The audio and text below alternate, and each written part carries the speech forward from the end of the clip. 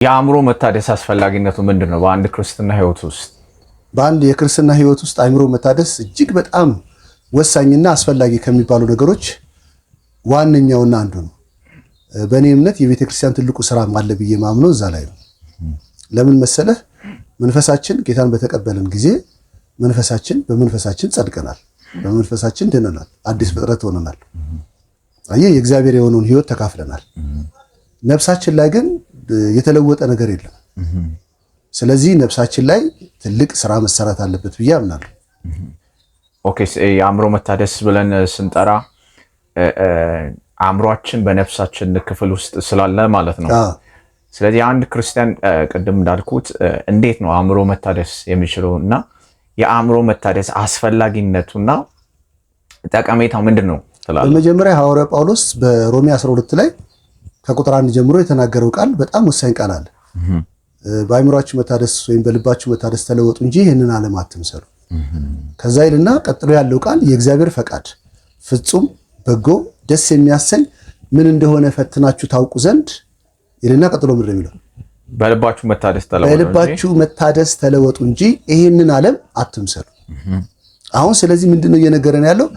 የእግዚአብሔር ፈቃድ አለና በጎ፣ ፍጹም፣ ደስ የሚያሰኝ ይሄ በመንፈሳችን ውስጥ የሆነ ነገር ነው።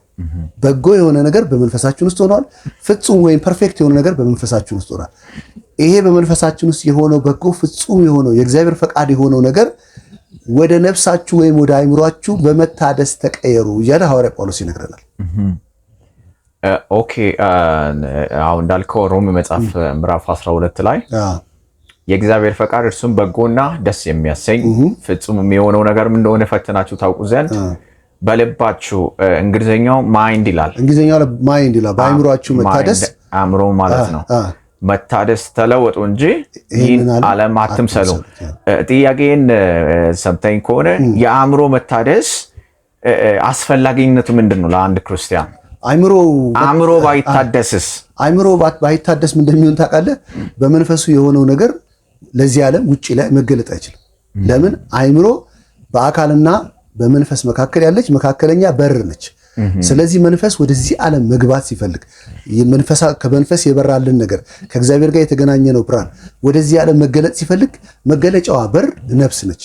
ስለዚህ ነፍስ አልታደሰችም ማለት በመንፈሳችን የሆነው የእግዚአብሔር እውነት ወደዚህ ዓለም ለጥቅም መምጣት አይችልም ማለት ነው።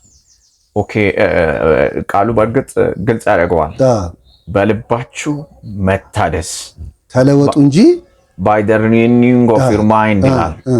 በአእምሮን ልብ ብሎ እሱ የተናገረው አማርኛው የተናገረው ማይንድ ብለን እንወስድና ወይም አእምሮ ብለን እንወስድና በአእምሯችሁ መታደስ ተለወጡ እንጂ ውጤቱን አየው ይሄንን ዓለም አትምሰሉ። ያም ማለት አእምሮ ካልታደሰ ይሄንን ዓለም ነው የሚመስለው። ያም ማለት እዚህ ዓለም ላይ ያለውን ነገር የህይወት ስርዓት አድርጎ ይቀበላል። ከመንፈስ የመጣን ሳይሆን እዚህ ዓለም ላይ በነፍስ ውስጥ የሚያልፈውን ነገር፣ በአካል ውስጥ የሚያልፈውን ነገር፣ በአምስቱ የስሜት ሕዋሳት የሚረዳውን ነገር የህይወት ምንጭ አድርጎ ያስባል። ካልታደሰ ከዚህ ዓለም ጋር የተሳሰረ ይሆናል ማለት ነው። አእምሮ ሲታደስ ግን ከዚህ ዓለም መተሳሰር አልፎ ከአምስቱ የስሜት ሕዋሳት አልፎ በመንፈሱ ያለ ላይት መቀበል ይጀምራል ማለት ነው። ኦኬ፣ ሜቢ ምናልባት ይህን ዓለም ሲባል እስቲ ግልጽ ብታደርግ ማለት በዚህ ዓለም ያለውን የህይወት ስርዓት ነው። በዚህ ዓለም ላይ አሁን መልካም ነገሮች አሉ፣ እግዚአብሔር እንደፈጠረ ያሉ ነገሮች አሉ። ሰው በኃጢአት ከወደቀ በኋላ ደግሞ ጨለማው ወደዚህ ዓለም ያመጣቸው ነገሮች አሉ። ስለዚህ አሁን እዚህ ቦታ ላይ ይህን ዓለም አትምሰሉ ሲል እግዚአብሔር የፈጠረውን ነገር ነው ወይስ ምን ለማለት ፈልጎ መሰለህ? ዮሐንስ በመልእክቱ ላይ ዓለምንና በዓለም ያሉትን አትውደዱ አለና አሁን በቀጥታ እዚህ ቃል ላይ ከቆምክ በቃ ዓለምና በዓለም ላይ ያሉትን አትውደዱ ተብሎ ተጽፏል ብለህ ትቆማለህ። ከዛ በቃ አውሮፕላኑን አትውደድ፣ መኪና ቴክኖሎጂን አትውደድ፣ መልካም ነገር አትውደድ። ለምን? እዚህ ዓለምና በዓለም ያሉትን አትውደዱ ይላል። ከዛ በዓለም ያሉት አለና ሰይጣን ኮራት ያደረጋቸውን ነገሮች ይዛው ሲናገር የአይን አምሮት፣ የስጋ ምኞት፣ ስለ ገንዘብ መመካት ወይም the proud of life እነዚህ ከዓለም ናቸው እንጂ ከአባት አይደሉም ይላል። ዋው፣ በጣም ጥሩ ነገር ጥሩ ሐሳብ ነው ያመጣው። በዓለም ያሉት እነዚህ ሶስቱ ነገሮች ናቸው ይላል። የአይን አምሮት፣ የስጋ ምኞትና የገንዘብ መመካት ወይም the proud of life የህይወት ትምክህት ወይም ስለ ገንዘብ መመካት ባለ ነገር መመካት ያለኝ ብሎ በዛ ላይ መመካት። ስለዚህ ይህን ዓለም አትምሰሉ ጳውሎስ ብሎ ሲናገር እነዚህ በአይን አምሮት የሚመጡ ነገሮች የስጋ ምኞት የሚያመጣቸው ነገሮችና በህይወት መመካት የሚያመጣቸው ነገሮች በዛ የህይወት ስርዓት ውስጥ አትመላለሱ ለማለት ፈልጎ ነው። አትመላለሱ፣ አትምረጧቸው፣ የእናንተ የህይወት ምንጭ አታርጓቸው። ሌላ ማንነት እንዳለ ሲያሳየን እኮ ነው። ዓለምንና በዓለም ያሉትን አትውደዱ ካለ የአይን አምሮት፣ በአይን አምሮት ወይም አይኔ ያገኘውን ነገር ለማግኘት ባለ ሩጫ ውስጥ አትሩጥ። ከዛ የስጋ ምኞት፣ ስጋ ወይም ስሜትህ የፈለገውን ነገር አምጣ ሲልህ እሱን ለመስጠት አትነዳ። ከዛ the proud of life ወይም ስለ ገንዘብ መመካት፣ በገንዘብ ተመክተህ የመጨረሻ ኃይል ገንዘብ ሲኖርህ የመጨረሻ ኃይል እንዳለ አትይል። ሌላ ምንጭ አለ እያለ ነው። ያ ምንጭ ምንድነው? ከመንፈስ የሆነ ምንጭ አለ። የእግዚአብሔር ፈቃድ ፍጹም በጎ ደስ የሚያሰኝ ከመንፈስ የሆነ ምንጭ አለ። አሁን ነፍሳችን ከሁለት በአንዱም ትማረካለች። ወይ ዓለም ባለው አሁን ዛሬ ቅድም ያለው ይሄ አሕዛብ በሙሉ በአይን አምሮት በስጋ ምኞትና the proud of life ነው እየተመኩ ዘመናቸውንም ኃይላቸውን እየሰጡ ያሉት። ምናልባት አሁን ካልከው ነገር ጋር ኤፌሶን መጽሐፍ ምዕራፍ 2 ላይ ተጻፈው ይገናኝ ይሁን ላንብበው። እሺ በበደላችሁና በኃጢአታችሁ ሙታን ነበራችሁ። በበደላችሁና በኃጢአታችሁ ሙታን ነበራችሁ። በእነርሱም በዚህ ዓለም እንዳለው ኑሮ። አሁን ተመልከት፣ በእነርሱም በዚህ ዓለም እንዳለው ኑሮ። ይሄ አሁን በደንብ የሚገልጽ ይመስለኛል። በዚህ ዓለም ያለው ነገር፣ በዚህ ዓለም ያለ ኑሮ፣ በዚህ ዓለም እንዳለው ኑሮ በማይታዘዙትም ልጆች ላይ አሁን ለሚሰራው መንፈስ አለቃ እንደሆነው ፈቃድ በአየር ላይ ስልጣን እንዳለው አለቃ ፈቃድ አያውን በአየር ላይ አለቃ ስልጣን እንዳለው ፈቃድ በፊት ተመላለሳችሁ። ስለዚህ ያንዳንዱ ሰው የሚወጣና የሚገባ የነበረው በአየር ላይ ላለው አለቃ ፈቃድ የአይን አምሮቱን እየተከተለ የስጋ ምኞቱን እየተከተለ the proud of life የህይወት ትምክህትን ወይም ስለ ገንዘብ መመካትን እየተከተለ ትኖሩ ነበር አለ። ቁጥር 3 ላይ ያለው ነገር በእነዚህ ልጆች መካከል እኛ ሁላችን ደግሞ የስጋችንና የልቦናችንን ፈቃድ እያደረግን በስጋችን ምኞት በፊት እንኖር ነበር። እንደ ሌሎቹም ደግሞ ከፍጥረታችን የቁጣ ልጆች የቁጣ ልጆች ነበርን። ስለዚህ የቁጣ ልጆች ምልልስ ነው። ዓለምንና በዓለም ያሉትን መውደድና ያንን የሚመራው ማን ነው አለ? በአየር ላይ ያለው አለቃ ፈቃድ። አየህ፣ የአይን አምሮትን የሚመራው የስጋ ምኞትን የሚመራው the proud of life-ን የሚመራው በአየር ላይ ያለው አለቃ ፈቃድ በሱ ትመሩ ነበር። ሪሞቱ እሱ እጅ ላይ ነበረ። ስለዚህ አሁን አይምሮ ካልታደሰች በዚህ ስርዓት ውስጥ አማኙ ይመላለሳል ማለት ነው።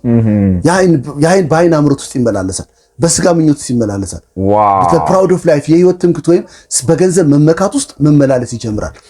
የስጋችንና የልቦናችንን ፈቃድ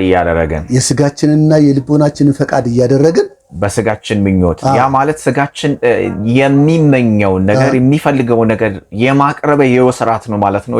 የአይን አምሮት ማለት ታየዋለህ፣ ያየኸውን ነገር ያንተን ልታረገው ትመኛለህ። whatsoever ምንም by any cost ማለት ነው። by any cost መግደል ካለበት ይገላሉ፣ መስዋዕት አድርገው ልጆቻቸውን ይሰጣሉ፣ ጥንቋይ ቤት ይሄዳሉ፣ የተለያየ ነገር ያደርጋሉ። የሰውን ህይወት ቢጠፋም ቢሆን ግድ የላቸው ያንን ለማድረግ። ለምን? የሚመራው በአየር ላይ ባለው አለቃ ፈቃድ። ያ ደግሞ ሰይጣን ደግሞ ክፉ ነው። አይዟስባል። ስለዚህ አይምሮ አልታደሰም ማለት በእነዚህ ሶስቱ አስተሳሰቦች በአይን አምሮት በስጋ ምኞትና the proud of life ባለ ይሄ ዓለም በሚመራበት ስርዓት አማኙ እንዲመላለስ ግዴታ ይሆናል። አማኙ ግን ከዚህ ባለፈ የህይወት ስርዓት መመላለስ እንዲችል ሌላ አይደንቲቲ እግዚአብሔር በክርስቶስ ስላመጣ በአዲሱ ማንነት በመላለስ እንዲችል አይምሮ መታደስ አለበት። በማን ነው የሚታደሰው? በመንፈስ ውስጥ በሆነው ማንነቱ ነፍስ መታደስ አለበት። ምናልባት አሁንም ከዚህ ነገር አላወጣም ስል በዓለም ያለውን ይህን ዓለም አትምሰሉ ብሎ አሁን ሌላ ቦታ ላይ አይ ቲንክ ዮሐንስ መልእክት ላይ ይመስለኛል ዓለም በሞላ በክፉ እንደተያዘ እናውቃለን ብሎ የሚያወራው በክፉ እንደተያዘ ዓለም በክፉ እንደተያዘ እናውቃለን ይላል። ጴጥሮስ መልእክት ላይ አንደኛ ጴጥሮስ መልእክት ምዕራፍ 4 ላይ ምን ይላል? ከቁጥር 1 ጀምሮ ላንብብ። ክርስቶስን በስጋ ስለኛ መከራን ስለተቀበለ ክርስቶስ በስጋ ስለኛ መከራን ስለተቀበለ ከእንግዲህ ወዲህ በስጋ ልትኖሩ በቀረላችሁ ዘመን እንደ እግዚአብሔር ፈቃድ እንጂ ተመልከታው፣ በስጋ ልትኖሩ በቀረላችሁ ዘመን። ለምሳሌ አንድ ሰው 30 ዓመት የቀረለት ቢሆን እንደ እግዚአብሔር ፈቃድ ልትኖሩ እንጂ ይሄ የቀረልን ጊዜ ማለት ነው። እንደ ሰው ምኞት እንዳትኖሩ እናንተ ደግሞ ያንን ሐሳብ እንደ ዕቃ ጦር አድርጋችሁ ያዙት። ለምን? የእግዚአብሔርን ፈቃድ ለማገልገል እንደ ዕቃ ጦር አድርጋችሁ ያዙት። በስጋ መከራን የተቀበለ ኃጢአትን ትተዋልና። ቁጥር 3 ላይ እንደዚህ ይላል፣ የአሕዛብን ፈቃድ ያደረጋችሁበት በመዳራትና በስጋ ምኞት። ተመልከተው፣ በመዳራትና በስጋ ምኞት፣ በስካርም በዘፈንም ያለ ልክም በመጠጣት ነውርም ባለበት በጣዖት ማምለክ የተመላለሳችሁበት ያለፈው ዘመን ይበቃል። አሁን አታምጡት። በቀረላችሁ ዘመን የቀረልህ ዘመን 10 ዓመት ቀርቷል፣ 20 ዓመት ቀርቷል፣ 30 ዓመት ቀርቷል፣ 2 ዓመት ቀርቷል። በቀረላችሁ ዘመን ለእግዚአብሔር ፈቃድ እንጂ በፊት ስትመላለሱበት በነበረው የዓይን አምሮት፣ የስጋ ምኞት፣ በገንዘብ መመካት ውስጥ እና እነሱን ለማሳካት ደግሞ አሁን የጠቀሳቸውን ነገሮች በማድረግ ተመላለሳችሁ። እሱ ይብቃችሁ፣ አሁን አታምጡት እዚህ ጋር እያለ ነው። የአሕዛብን ፈቃድ the will of Gentiles ያደረጋችሁበት የተመላለሳችሁ። ተመልከት፣ በመዳራትና በስጋ ምኞትም በስካር በዘፈን ያለ ልክ በመጠጣት ነውርም ባለበት በጣዖት ማምለክ የተመላለሳችሁበት። ስለዚህ ስጋቸውን አምጣ ያላቸውን ነገር ሲጠጡ ሲዘምቱ ኖረዋል አለ። ዓይናቸው ያየውን ነገር ለማግኘት ኖረዋል። ተመክቶ አንዱን ለማሸነፍ ሲል ጣዖት ቤት ሄዷል። አንዱን ለመጣል ሲል ጣዖት ቤት ሄዷል። ይሄ ይብቃችሁ አለና በቀረላችሁ ዘመን የእግዚአብሔርን ፈቃድ አድርጉ። ስለዚህ አእምሮ መታደስ ማለት በቀረልህ ዘመን የእግዚአብሔርን ፈቃድ አድርገህ መኖር እንድትችል በእግዚአብሔር ፈቃድ ነፍስን መቀየር ማለት ነው። ስለዚህ ይህን ሐሳብ ደጋግሜ አሁን እነዚህ የሚመሳሰሉ ማስረጃዎችን ለመጠየቅ የፈለግኩበት ምክንያት ይህን ዓለም አትምሰሉ። ይህ ዓለም ብሎ ጳውሎስ ለማውራት የፈለገው በዓለም ላይ ያለውን ደሆል ኮስሞስ መልካም የሆነው ነገር ሁሉ በጎ የሆነው ነገር ሳይሆን አዳም በኃጢአት ከወደቀ በኋላ በሰዎች ሕይወት ላይ የተገለጠውን የጨለማውን የሕይወት ስርዓት ኮራፕት ያደረገው ሲስተም የሕይወትን ስርዓት ምናልባት አሁንም ይህን ነገር የሚያጠናክር ነገር ሀሳብ ላንሳና ከዛ በኋላ የአእምሮ መታደስን አስፈላጊነት ደግሞ እናያለን። እንደዚህ ይላል። ከዚህ ነገር ጋር ይሄ ነገር ይመሳሰላል ብዬ አስባለሁ። ምን ይላል? ነገር ግን እላለሁ ይላል ገላትያ መጽሐፍ ምዕራፍ 5 ላይ ነገር ግን እርስ በርሳችሁ ብትነካከሱና ብትበላሉ እርስ በርሳችሁ እንዳትጠፋፉ ተጠንቀቁ። ነገር ግን እላለሁ በመንፈስ ተመላለሱ፣ የሥጋን ምኞት ከቶ አትፈጽሙ። ቅድም አንተ እንዳነሳው የዓይን አምሮት፣ የሥጋ ምኞት፣ በሥጋ ምኞት ከቶ ምን አትፈጽሙ። ሥጋ በመንፈስ ላይ መንፈስም በሥጋ ላይ ይመኛልና እነዚህ ሁለቱ እርስ በርሳቸው ይቃወማሉ። ስለዚህ የምትወዱትን ልታደርጉ አትችሉም። በመንፈስ ብትመሩ ግን ከሕግ በታች አይደላችሁም።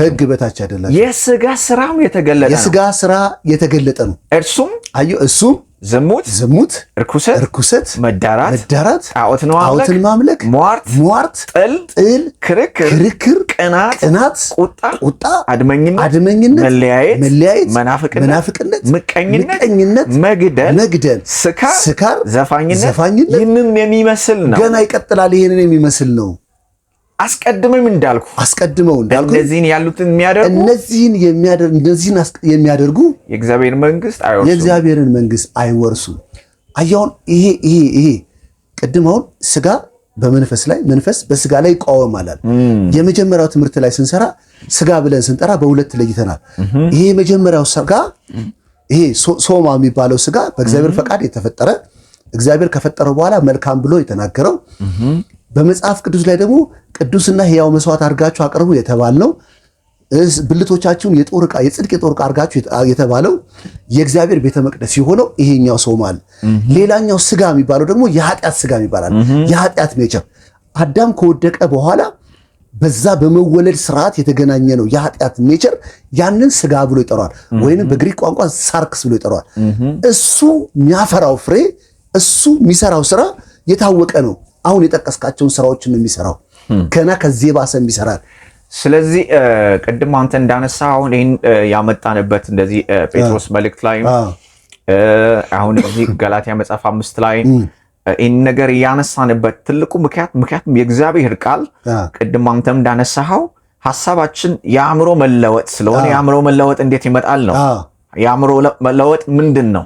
ጠቀሜታ ምንድን ነው? ለአንድ አማኝ የሚል ጥያቄ ነው የተነሳው እና ስለዚህ ይህን ዓለም ስል በዚህ ዓለም ያሉትን ወይም ቅድም እንዳነሳሁት አዳም በኃጢአት ከወደቀ በኋላ ወደዚህ ዓለም የተገለጠው የሕይወት ስርዓት አንተ ቅድም ሳርክስ ብላል የግሪኩን ቃል ጠቅሰህ። ስለዚህ ከዚህ አይነት የሕይወት ስርዓት ምልልስ አንድ ሰው ለመውጣት ምን ያስፈልጋል ስል ጳውሎስ አእምሮ መታደስ አለበት ይላል። ምናልባት እዚህ ጋር ደግሞ ከዚህ ጋር አያይዘህ በጣም እንድታብራራልኝ የምፈልገው ምንድን ነው በአእምሮ መታደስ ተለወጡ ይላል። ይህም ተለወጡ የሚለውን ቃል የግሪኩ ቃል ሜታሞርፎ ይላል። ሜታሞርፎ ይላል። እስኪ ይህን በደንብ ግልጽ ብታደርግልን ደስ ይለኛል። በጣም አሁን የትምህርታችን ዋናው አስኳል ጋር የመጀመሪያ አሁን እስካሁን አንተ በጣም የመጀመሪያ ዓለም ምን እንደሆነ በትክክል እንድንረዳ ሰው አንደርስታንድ እንዲያደርግ የሄድክበትን ጥግ በጣም አደንቃለሁ። አሁን ቀጥሎ በአእምሯችሁ መታደስ ተለወጡ እንጂ ብሎ እዛ ጋር የተጠቀመው ቃል ሜታሞርፎ የሚለው ቃል ሜታሞርፎ የሚለው ቃል ከአንድ ኔቸር ወደ ሌላ ኔቸር መቀየር ነው እንጂ የሀሳብ ለውጥ አይደለም። ይሄንን በተምሳሌት ለማሳየት ሁላችንም አባጨጓሬ እናውቃለን። አባጨጓሬ በመሬት ላይ እየተንፏቀቀ የሚሄድ ነው እና እዛው መሬት ላይ ያሉትን ቅጠል እየበላ ነው የሚኖረው። ግን በጣም በሚገርም ሁኔታ ይሄው ፍጥረት በጊዜ ሂደት ውስጥ ቢራቢሮ ሆኖ ይቀየራል።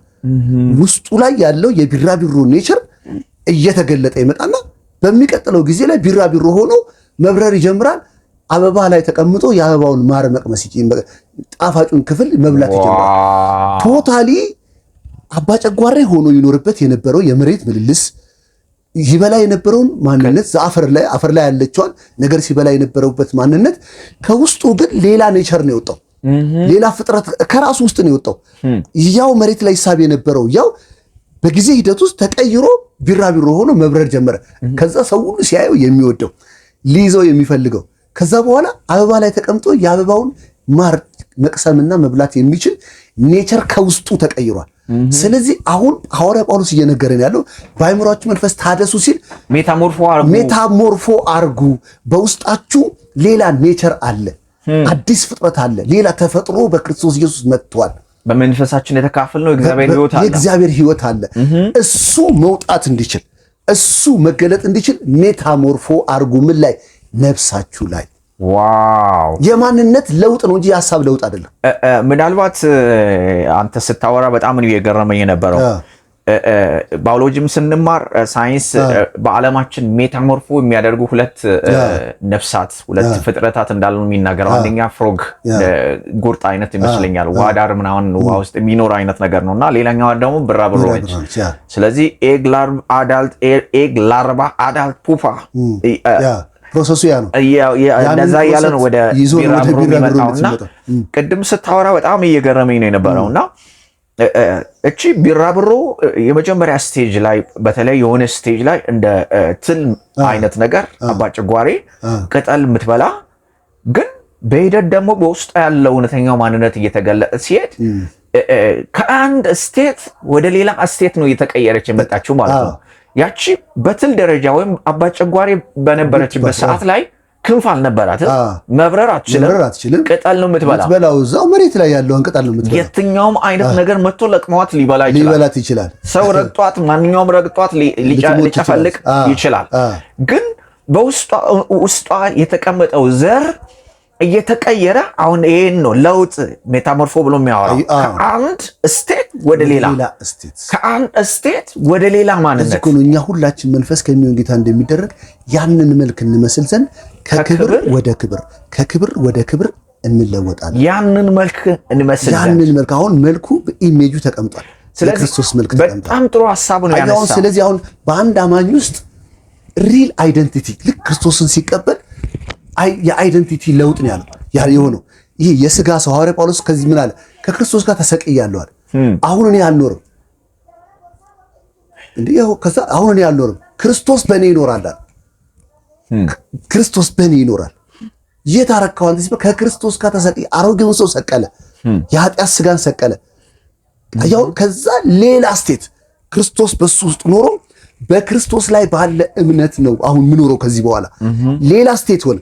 በፊት በክርስቶስ ላይ ባለ እምነት ልክ አልነበረም ሲኖር የነበረው። ቅድም የጠቀስናቸውን በዓለም ላይ ያለውን ነገር እያደረገ ነበር ሲኖር የነበረው። አሁን ግን ልክ ጌታን ሲቀበል አዲስ ፍጥረት ሲሆን ሌላ ማንነት በውስጥ ሆነ። ያ ማንነት ቅድም አንድ ነገር ደስ የሚል ነገር አንስተ ነበረ። ያቺ ቢራብሮ የሆነ ስቴጅ ትል ወይም አባጨጓሬ በነበረችበት ስቴጅ ላይ ምንም እንኳን እዛ ስቴጅ ላይ ብትኖር ወደ ቢራብሮነት እንደምትቀየር የታወቀ ነው። ምክንያቱም ዘሩ በሷ ውስጥ ስላለ። ልክ እንደዚሁ ዮሐንስ መልእክት ላይ ይመስለኛል አንደኛ ዮሐንስ መልእክት ምዕራፍ 3 ላይ ከእግዚአብሔር የተወለደ የእግዚአብሔር ዘር በእርሱ ውስጥ ይኖራል ይላል። ሜይ ቢ ሜታሞርፎ የምናደርገው በዚህ ዘር አማካይነት ይመስለኛል። ያንን መልክ እንመስል ዘንድ ይላል። አሁን ቅድም የእግዚአብሔርን በቀረላችሁ ዘመን አለ የእግዚአብሔርን ፈቃድ እንድታደርጉ። አሁን በፊት በተመላለሳችሁበትን ነገር አሁን ለማድረግ ብትሮጡ እግዚአብሔር በእናንተ ሊገልጥ ያለው ነገር ውስጣችሁ የሚገርም ነገር እያለ ክብር ሊገለጥ እያለ በቀደመው ነገር ውስጥ ተይዛችሁ አትኑሩ። በቀረላችሁ ዘመን የእግዚአብሔርን ፈቃድ እያደረጋችሁ ኑሩ። አሁን ነፍስ እንዴት ነው የምትታደሰው? በጣም መመለስ ያለበት ነፍስ የምትታደሰው ምናልባት ወደ ይህን ለማብራራት ከመሄድ በፊት ቅድም አንድ ነገር እያጫወትከኝ ነበረ። ይህን ቃል ስለ አእምሮ መታደስ በምታሰላሰልበት ሰዓት ላይ ስትተኛ በራእይ እግዚአብሔር ያሳየን ስታወራኝ ነበረ። ምናልባት ለተመልካቾች ይህን መልእክት ለሚሰሙ ሰዎች ይህ ስለሚጠቅም ይሄ በተለይ ሜታሞርፎ ማድረግ ወይም ትራንስፊግሬሽን ብለን የምናወራው ነገር ምን ማለት እንደሆነ በግልጽ መረዳት የሚችሉበትን ግራውንድ ስለሚያመጣ ያየውን ነገር በደንብ መረዳት እንዲችሉ አሁን ያመጣነው የአባጨጓሬው ምሳሌ በደንብ ስለሚገልጠው ስለሚችል ሳይንቲፊክ የተረጋገጠም ሪያሊቲ ስለሆነ በተምሳሌት ደረጃ እሱ ይበቃናል ብዬ አምናለሁ። ኦኬ አሁን ቀጥሎ አንተ ልትጠይቀኝ ያሰብከውን ነገር ብትጠይቀኝ ደስ ይለኛል። ምክንያቱም ያየናቸው ነገሮች እኛን እግዚአብሔር ሊያስረዳን ፐርሰናሊ አንተን ወደዚህ ዳይሜንሽን ሊያመጣ ሲፈልግ የሚያስረዳበት መልክ ነው። ለሌላው ያንን ነገር ስታመጣው ሳይንቲፊክ አድርጎ ወደ ሪያሊቲ ሊያስበው ሲችል አልገጥም ሲለው ያንን ሐሳብ ኢሉዥን አድርጎ ሊያስበው ይችላል። ግን ይሄ የቢራቢሮ ጉዳይ ግን በሳይንስ የተረጋገጠ ነው። ዛሬ ማንኛውም ቅዱሳን ሰምተው ይሄን ቃል ከሰሙ በኋላ የአባጨጓሬን የእድገት ስርዓት ሄደው ቢከታተሉ በስነ ስርዓት የሆነ ነው። መሬት ላይ እንደዚህ እያለ እየታከከ የሚሄድ የነበረው ያው አባጨጓሬ በሂደት የሚበር ቢራቢሮ ሆኗል። ያም ማለት ምንድን ነው? ቢራቢሮ ለመሆን አልታገለም። ቢራቢሮ ለመሆን የሚያስችል አይደንቲቲ በውስጡ ነበረ። በሂደት ያ ማንነቱ ተገለጠ። አሁን እኛ ወደ ሌላ አይደንቲቲ ልንቀየር ነው። እግዚአብሔር በክርስቶስ ኢየሱስ አዲስ ፍጥረት ማንነታችን በውስጣችን ያደረገው ያ ማንነት አሁን እንዴት ይቀየራል?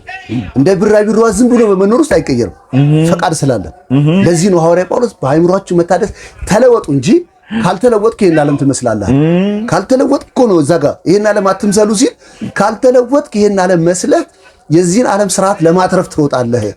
ከተለወጥክ ግን ከዚህ ዓለም ስርዓት ትላቀቅና በውስጥህ እግዚአብሔር ያስቀመጠው ማንነት ለመግለጥ ባለ ስርዓት ትኖራለህ። ዋው ኦኬ።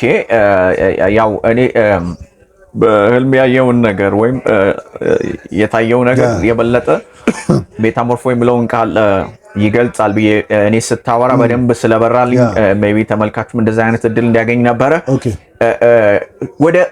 ወደ ፕሮሰሱ ማለት እንግዲህ ይሄ ሜታሞርፎ የሚባለው የሚመጣው አእምሯችን በእግዚአብሔር ቃል ሲታደስ እንደሆነ እዚህ ቦታ ላይ በግልጽ የሚያወራው በልባችሁ መታደስ ተለወጡ እንጂ አእምሮ ካልታደሰ ይሄ ሜታሞርፎ የሚባለው ነገር አይመጣም።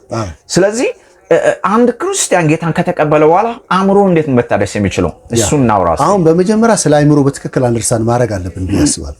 ባለፈው ስለ ስጋ የተወሰነ አንደርስታንድ እንድታደርጉ የተወሰነ አጭር ስራ ሰርተናል። ዩቲዩብ ላይ ስጋ ምንድነው በሚል ርዕስ ጭነናል።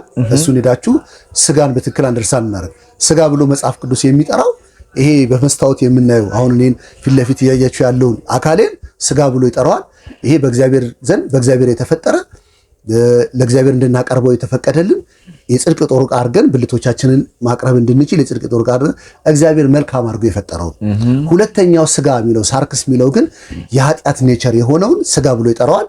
ይሄ ደግሞ ሊወገድ ከኛ ሊወጣ የኛ ማንነት ላይሆን በሌላ ማንነት ሊተካ ክርስቶስ ኢየሱስ በመስቀል ላይ የሰቀለውና የቸነከረው ነገር ነው። ለዚህ ነው ሐዋርያ ጳውሎስ ከክርስቶስ ጋር ተሰቅያለሁ። አይ ከእንግዲህ ወዲህ ለኃጢአት እንዳንገዛ የኃጢአት ስጋ ይለዋል። የኃጢአት ስጋ ይሻር ዘንድ አሮጌው ሰዋችን፣ አሁን አሮጌ ሰው የሚለው የኛውን አይደለም። አሮጌ ሰዋችን ከክርስቶስ ጋር እንደተሰቀለ እናውቃለን። የሞተ አለ ወይም የተሰቀለ ከኃጢአቱ ጸድቋል። ስለዚህ ከኃጢአት የመላቀቂያው ብቸኛው ፓወር የኃጢአት ኔቸር ከውስጥ እንደ ሞተር ሆኖ ይሄን ብልቶችን ተጠቅሞ ኃጢአት ይገልጥ የነበረው ያ ማንነት ኔቸር በክርስቶስ መስቀል ተወግዷል። ስለዚህ አንድ አማኝ ከክርስቶስ ጋር ይሄ ማንነቴ ተወግዷል ብሎ በዕለት ባለ ምልልሱ እምነቱና ንግግሩ መምጣት አለበት። ምናልባት ያውን መጨረሻ ላይ ያነሳው የኃጢአት ሰውነት የኃጢአት ማንነት ይሻር ዘንድ አሮጌ ሰዋችን አሮጌው ሰዋችን ከሱ ጋር እንደተሰቀለ እናውቃለን። ስለዚህ ከክርስቶስ ጋር የተሰቀለው አሮጌው ሰዋችን አሮጌ የተወገደው አሮጌው ማንነታችን መንፈሳችን እንደሆነ እንረዳለን።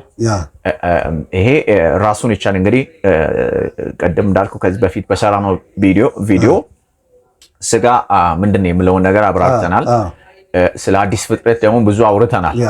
አንድ ሰው ጌታ ኢየሱስ ክርስቶስን በሚቀበልበት ሰዓት ላይ አዲስ ፍጥረት የሚሆነው መንፈሱ ነው። የሰው ትክክለኛ ማንነቱም መንፈሱ ነው። ስለዚህ ሕዝቅኤል መጽሐፍ 36:26ን ጠቅሰን በደንብ አዲስን መንፈስ በውስጣችሁ አኖራለሁ ይላል። ስለዚህ ይሄ የተወገደው አሁን በክርስቶስ መስቀል ላይ የተወገደው ማንነታችን መንፈሳችን እንደሆነ አንድ ሰው መረዳት አለበት። አሮጌው ተወገደው አዲስ መንፈስ ተካፍለናል። ስለዚህ አሁን እያወራን ያለነው የአእምሮ መታደስ ነው። አእምሮ ደግሞ ነፍስ ውስጥ ነው ያለው። ስለዚህ አሁን እያወራን ያለነው ስለ መንፈስ ወደ ነፍስ ልመጣ ነው። አሁን የስጋን ያልኩት የተወሰነ ዛም ጋር ሄደው ምክንያቱም ሰውን በትክክል ከፋፍለን ማየታችን የእግዚአብሔርን ሐሳብ ለሰው ልጅ እግዚአብሔር ያዘጋጀውን ነገር በትክክል እንድንረዳ ያደርጋል። ምክንያቱም መጽሐፍ ቅዱስ የእግዚአብሔር ቃል ሕያው ነው፣ የሚሰራ ነው፣ ሁለት አፍ ካለው ሰይፍ በሁለት በኩል ከተሳለ ሰይፍ ይልቅ የተሳለ ነው አለና ምን ይሰራል? ምንድነው ይሄ ሰይፍ ሰርጀሪ የሚያደርገው ብለን ስንል መንፈስንና ነፍስን አይ በመካከል ይገባል። ከዛ አጥንትንና ቅልጥምን እስኪለይ ድረስ ይወጋል። ስለዚህ መንፈስን ነፍስንና አጥንትን ምን ያደርጋል? አካልን ማለት የመለየት ለይተ ማን እንደሆኑ እንድታውቅ የሚያደርግ ፓወር አለው። ማን? የእግዚአብሔር ቃል። አማኞች አሁን እኛ አሁን በዚህ ከፋፍለን ስናይ የእግዚአብሔር ቃል ነው በእናንተ ውስጥ በትክክል አይደንቲፋይ እንድታደርጉ የሚያደርገው። አሁን እየሄድን ስንል ነፍስ ላይ ልንመጣ ነው። ነፍስ ምንድነች ብለን መመለስ አለብን። አያውን ነፍስን ካልተረዳውን በአይምሮአችሁ መታደስ ተለውጡ ነው የሚለው። አሁን ብዙዎች በአይምሮ መታደስ ብለው የሚያስቡት ከውጪ የሚመጣ ግብረገብ ስልጠናዎችን ይሰጧቸዋል፣ ባህሪ ቢሄቪየሮችን ይሰጧቸዋል።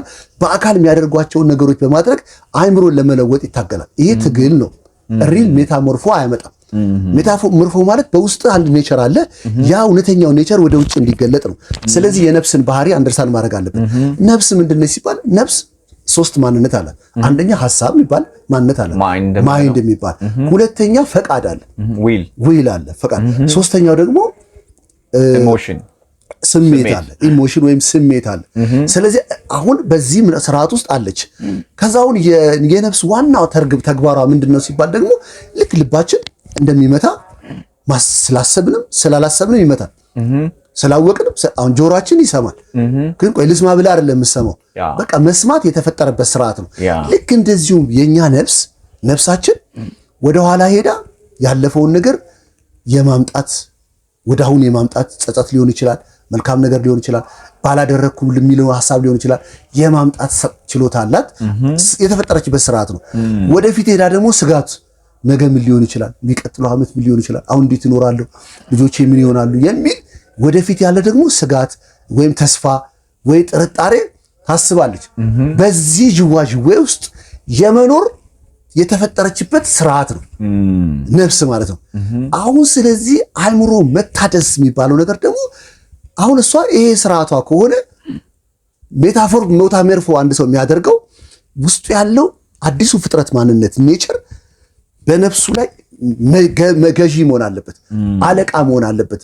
እውቀቱ ሐሳቡ የበላይ መሆን አለበት። የሐሳብ ለውጥ ማምጣት አለበት ማለት ነው። የሐሳብ ለውጥ ማምጣት አለበት። አሁን ጥያቄ በጣም ጥሩ ነው የመጣልኝና አሁን በልባችሁ ወይም እኛ አእምሮ ብለናል፣ በአእምራችሁ መታደስ ተለወጡ ነው። አሁን ለውጡ እንዲመጣ ነው የሚፈለገው፣ ወይም ሜታሞርፎ ነው የሚፈለገው እሱ ነው። ስለዚህ ሜታሞርፎ የሚመጣው ልክ 1 ሲደመር 1 2 እንደሚሰጥ አንድ ሰው አእምሮ በእግዚአብሔር ቃል ወይም አእምሮ ካልታደሰ ለውጡ አይታሰብም፣ ሜታሞርፎ አይታሰብም። ስለዚህ ያ ይሄ በመንፈስ ላይ ባለ በአዲሱ ማንነት ወደ አእምሮአችን ሐሳባችን ተቀይሮ ወደ አእምሮ ሐሳብ አምጥተን እግዚአብሔር የሚፈልገውን ምልልስ በህይወታችን በኑሯችን ላይ ለማምጣት ያ አእምሮ እንዴት ይታደሳል ነው አሁን question። ስለዚህ አንድ ሰው አእምሮ እንዴት አዲስ ሆነ ይሄን ለውጥ በህይወቱ ላይ ማምጣት የሚችለው ወይም ለውን ጥያቄ ብትመልስ ደስ ይለኛል። ሐዋርያ ጳውሎስ ይሄንን 3 ገላትያን ላይ ቅድም ያነሳው ጥቅስ ላይ ከእንግዲህ ወዲህ ለኃጢአት እንዳንገዛ የኃጢአት ሥጋ ይሻር ዘንድ አሮጌ ሰዋችን ከእርሱ ጋር እንደተሰቀለ እናውቃለን ይላል። የመጀመሪያው ኖሌጅ ነው። የመጀመሪያው ኖሌጅ ነው መምጣት ያለበት። እናውቃለናል፣ ዕውቀት መምጣት አለበት። የቱኛው ዕውቀት ሲባል በመንፈሳችን ውስጥ የተከናወነውን ዕውቀት፣ በመንፈሳችን ውስጥ የተሰራውን እውነት፣ አዲስ ፍጥረት ሆነናል፣ የእግዚአብሔር ልጅ ሆነናል፣ ከማይጠፋ ዘር ተወልደናል፣